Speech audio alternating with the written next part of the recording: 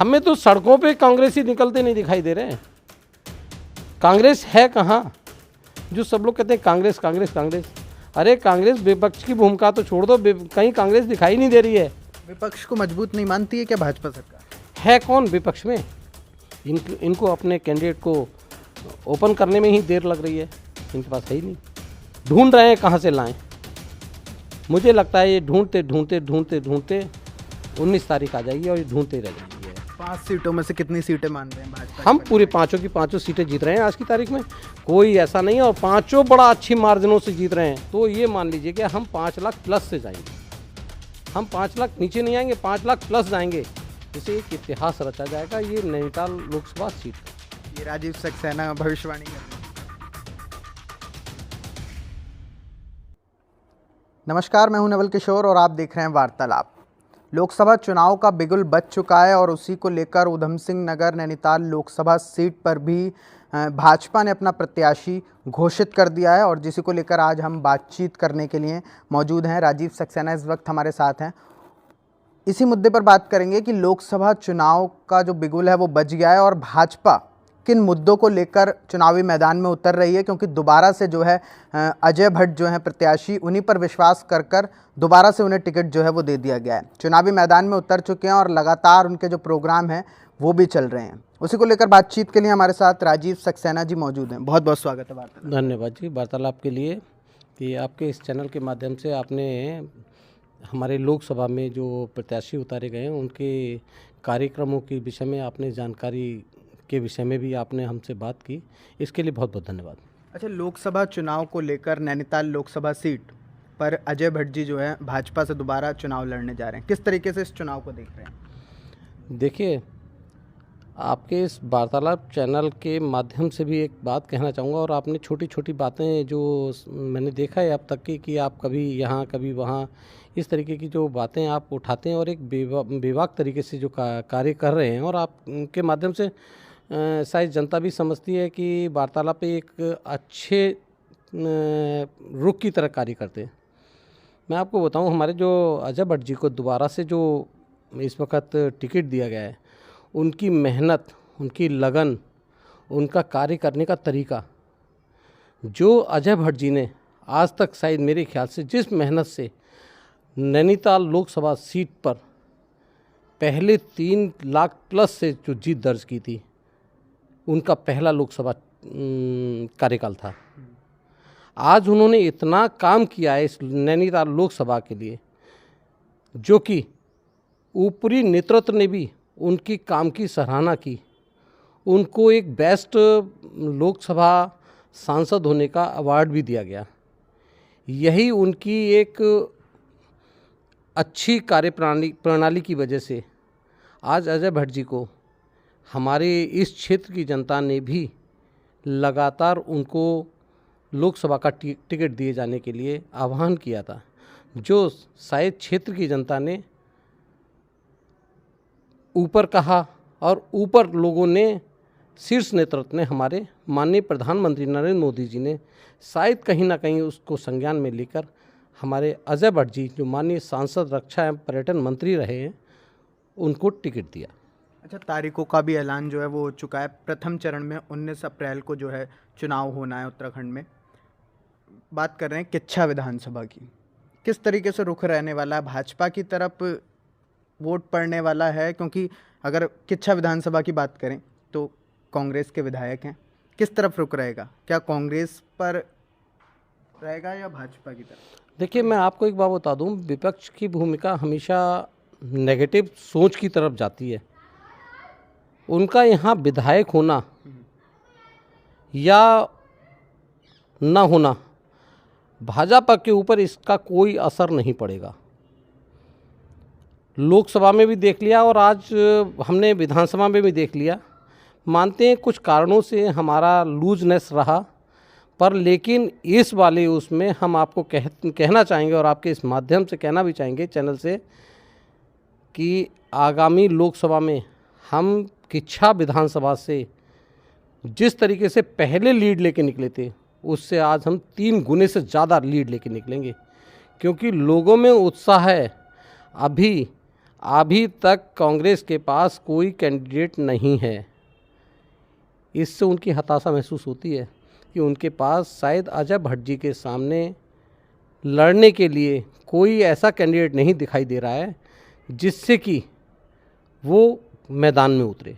इसीलिए लगातार लेट हो रहा है कि आज डिक्लेयर हो जाएगा, कल डिक्लेयर। सुनने में आई है 3 लोकसभा पे शायद इन लोगों ने पौड़ी, टिहरी और एक आपके अल्मोड़ा, इन 3 पे इन लोगों ने आज ही उसका कोई क्लैरिफिकेशन दिया है कि अपने कैंडिडेट उतारे हैं। पर लेकिन अभी भी लोकसभा पे उनके लोकसभा ऊधम सिंह नगर और नैनीताल लोकसभा पे अभी भी कोई कैंडिडेट नहीं, क्योंकि इनके पास कोई कैंडिडेट ही नहीं है। ये किस बात को लेकर उतारेंगे और किस चीज़ के लिए लेकर उतारेंगे, जबकि अजय भट्ट जी ने खुद भी बहुत सारे ऐसे कार्य किए हैं।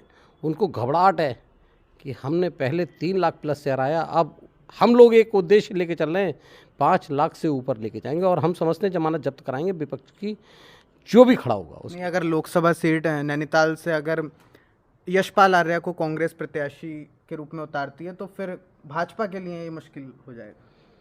नहीं, ये आपका कहना हो सकता है कि मुश्किल हो जाएगा भाजपा के लिए, पर लेकिन अभी तक की स्थितियों में, क्योंकि उधर से मजबूत कैंडिडेट वो हो सकते हैं। कितना भी मैं कम मजबूत कैंडिडेट हूँ, पर लेकिन मैं आपको आज लिखकर इस बात के लिए दे रहा हूँ और हम पे पूर्ण विश्वास है, हमारे लिए अपने इस क्षेत्र की जनता पर पूर्ण विश्वास ही नहीं बल्कि भरोसा है कि इस बार हम पिछले से एक इतिहास रचने वाले हैं माननीय अजय भट्ट जी के प्रति। 3 लाख प्लस रिकॉर्ड है पहला, क्या वो तोड़ देंगे? हम लोग 3 लाख प्लस नहीं, हम इस बार विपक्ष की जो भी कैंडिडेट आएगा, शायद इस बार हम जमानत जब्त होने वाली स्थितियों में उसकी करा के रहेंगे और उनकी जमानत जब्त होगी तो ये मान लीजिए कि हम 5 लाख प्लस से जाएंगे। हम 5 लाख नीचे नहीं आएंगे, 5 लाख प्लस जाएंगे, जिसे एक इतिहास रचा जाएगा ये नैनीताल लोकसभा सीट का। ये राजीव सक्सेना भविष्यवाणी कर रहे हैं? ये हमारी भविष्यवाणी नहीं है, हमारे अपना खुद का अंदर आत्मा भी बोल रही है और हमारी नहीं बोल रही है, इस क्षेत्र की जनता की अंतरात्मा बोलती है। जब हम लोग मिलते हैं तो वो कहते हैं केवल बीजेपी, क्योंकि इतने भी भारतीय जनता पार्टी ने इतने कार्य किए हैं, उन्होंने इतने विकास के कार्य किए हैं, हर जन जन तक पहुंचकर काम किए हैं, हर प्रत्येक व्यक्ति के पास हम लोग पहुंचे हैं। तो वो लोग भी कहते हैं कि जब इलेक्शन आता है उस पीरियड में ये लोग कुकुर मुत्ते की तरह उग के आते हैं और हम 12 मास उन लोगों के पास जाते हैं। तो इसका आधार बहुत बड़ा है। हम लोगों ने अपनी जितनी भी योजनाएं बनाई उन योजना को लगातार दे रहे हैं, लोगों के पास पहुंचा रहे हैं। ये इन्होंने योजनाओं में बाधाएं डालने की कोशिश की कि लोगों के पास ना पहुँचें और बीजेपी का जनाधार ना बढ़े, पर लेकिन आज इनका जनाधार जा रहा है, हमारा जनाधार बढ़ता जा रहा है। तो कांग्रेस से टक्कर मानते हैं? नहीं, हमारी कोई टक्कर नहीं है, कांग्रेस से किसी तरीके की कोई टक्कर नहीं है। हम क्यों टक्कर माने?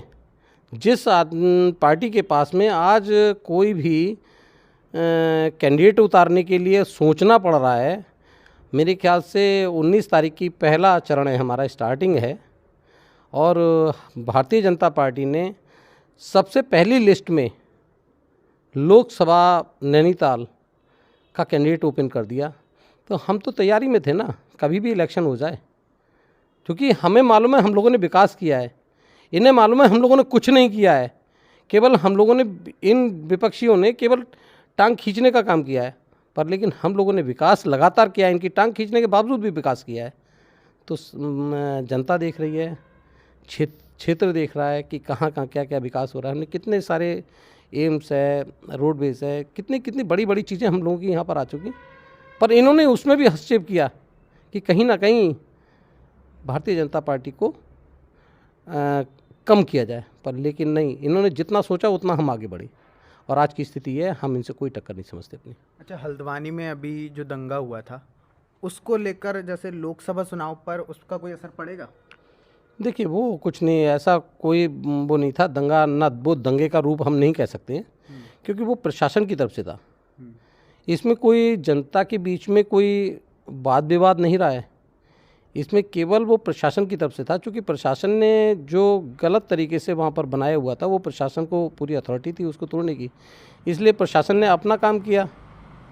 इसमें कहीं दंगे वाली स्थिति नहीं है, क्योंकि उन लोगों ने जिस तरीके का व्यवहार किया शायद मेरे ख्याल से वो दंडनीय व्यवहार था, और उनको उस जगह पे उस तरीके का व्यवहार ना करके बल्कि उनका सहायता और सपोर्ट करनी चाहिए थी। गलत जगह पे कोई चीज़ बनी है तो उसको दे देना चाहिए। अगर प्रशासन ने उसको तोड़ने की अनुमति ले रखी थी तो वो तोड़ रहा था, तो इनको उसमें किसी तरीके का झगड़ा या फसाद करने की ज़रूरत नहीं थी। इन्होंने किया, उसमें इन्होंने खुद बलवा मचाया, खुद उपद्रव मचाया, सारी चीज़ें इन्होंने की। हमारी तरफ से, भारतीय जनता पार्टी की तरफ से उसमें कोई इन्वॉल्वेशन नहीं था। अच्छा, जो क्षेत्र की जनता है या लोकसभा सीट से जो जनता है, अगर अजय भट्ट दोबारा से इस चुनाव को जीत कर आते हैं तो जनता क्या उम्मीद रखे? क्या अजय भट्ट क्या सौगात देंगे? देखिए, पिछला कार्यकाल माननीय अजय भट्ट जी का एक बहुत ही सिंपल तरीके का कार्यकाल रहा है, और उन्होंने हर संभव कोशिश की है कि समाज में जो अच्छे से अच्छा कार्य हो सके, जो अच्छे से अच्छा काम किया जा सकता है वो काम किया जाए। और उन्होंने बहुत हद तक विकास के कार्य मेरे ख्याल से इस नैनीताल लोकसभा क्षेत्र में किए भी हैं। मैं समझता हूँ अगर क्षेत्र की जनता ने उन्हें 5 लाख से प्लस में अगर जिता के भेजा तो यहाँ पे विकास की गंगा बहेगी, हर हालत में बहेगी, जिससे कि जो विपक्षी हैं वो भी देखने लायक और देखने वाली स्थितियों में होंगे कि पिछले कार्यकाल में वो कार्य नहीं हुए जो अब हो रहे हैं।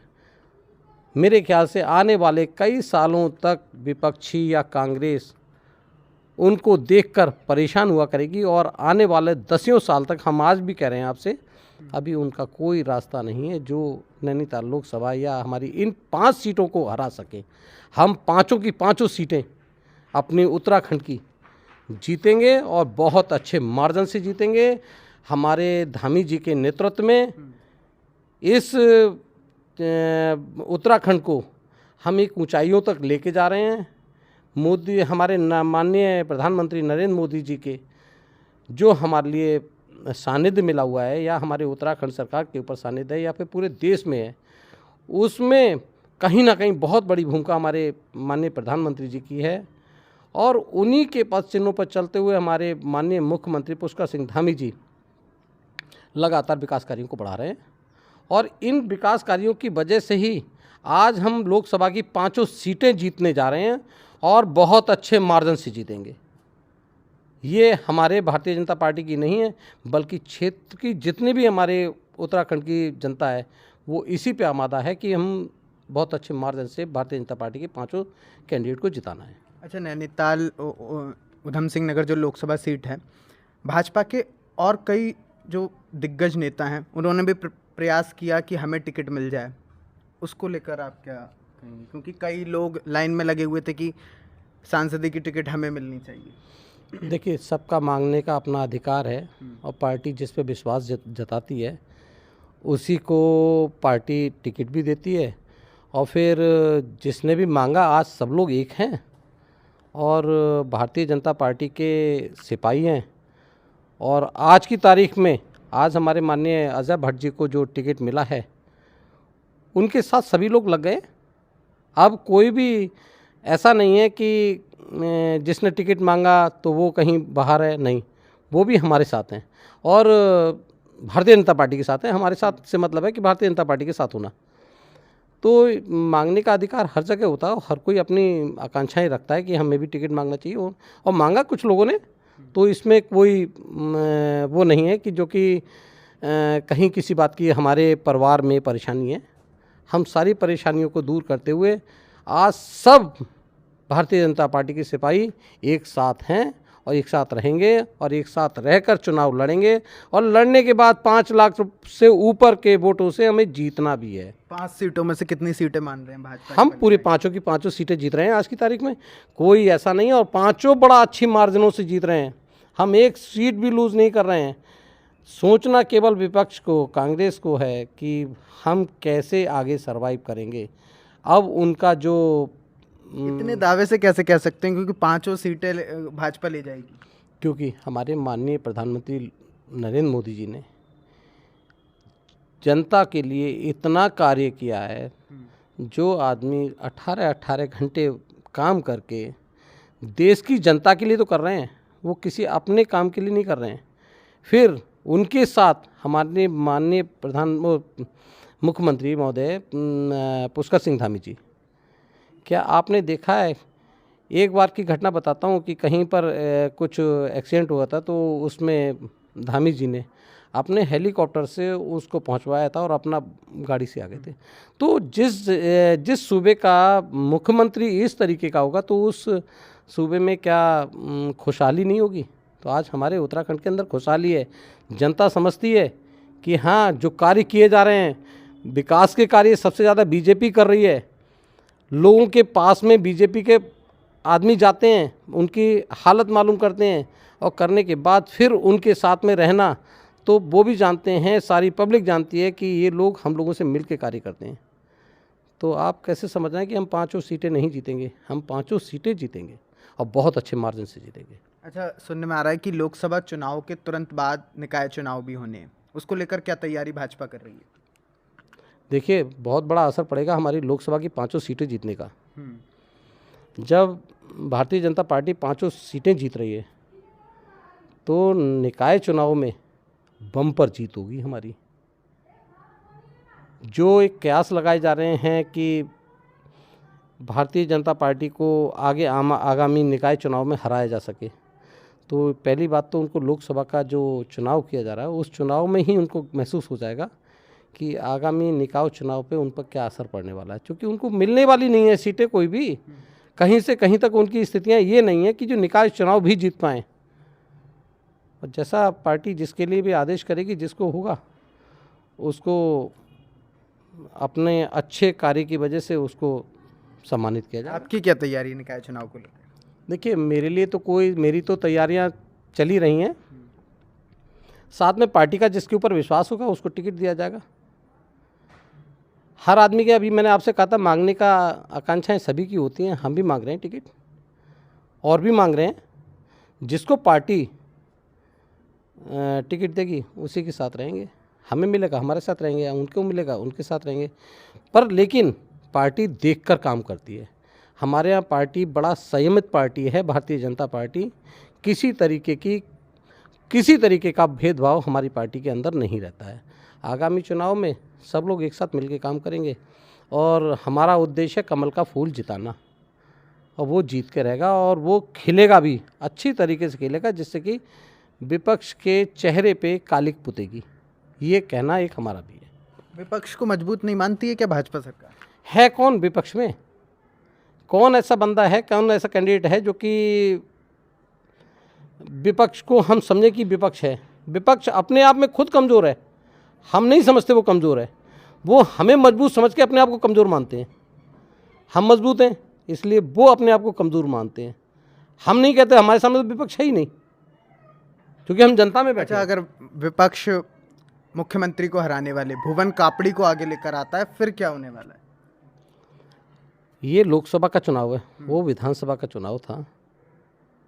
और लोकसभा के चुनाव में नहीं, वो भी एक मजबूत कैंडिडेट हो सकते हैं कांग्रेस के लिए।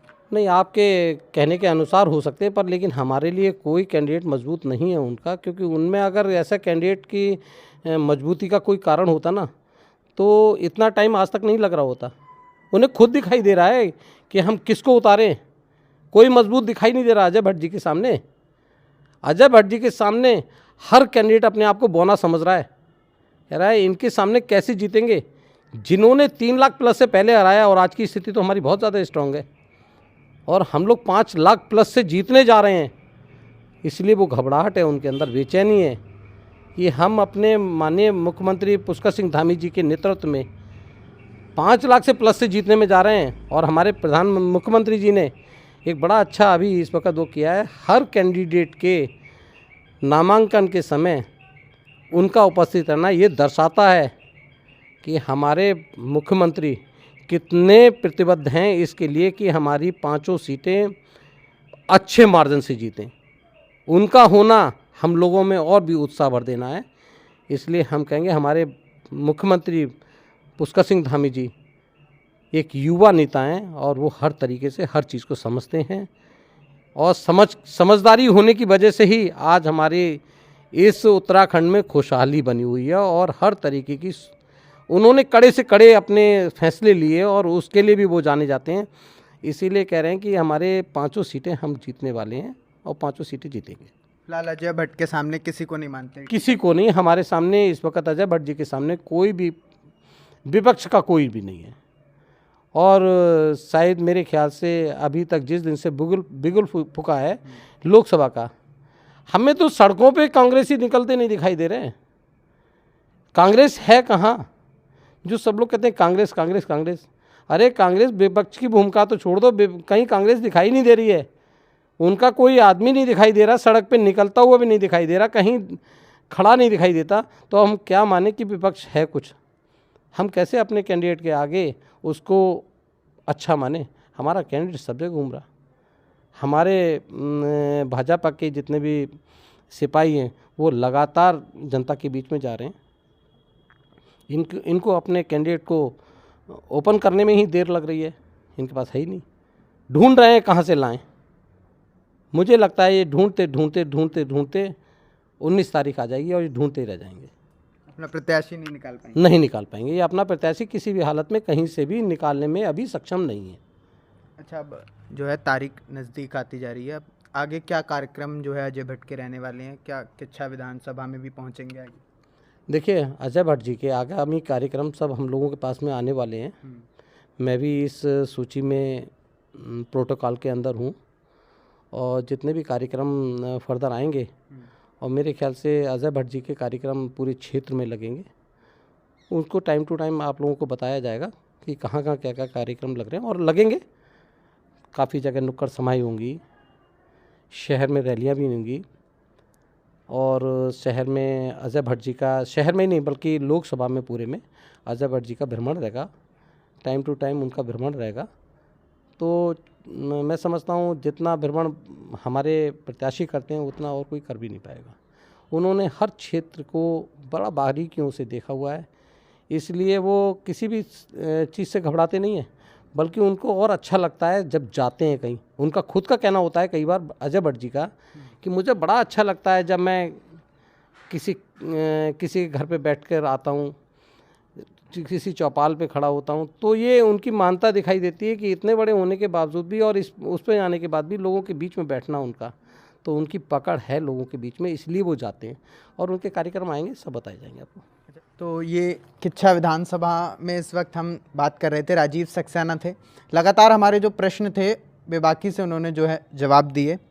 तो लोकसभा चुनाव को लेकर देखिए तैयारियां पूरी हैं। अजय भट्ट को दमखम के साथ भाजपा लड़ाने के लिए तैयार है और लगातार जो कार्यक्रम है वो भी आप लोगों को वार्तालाप के माध्यम से हम लोग दिखाते रहेंगे।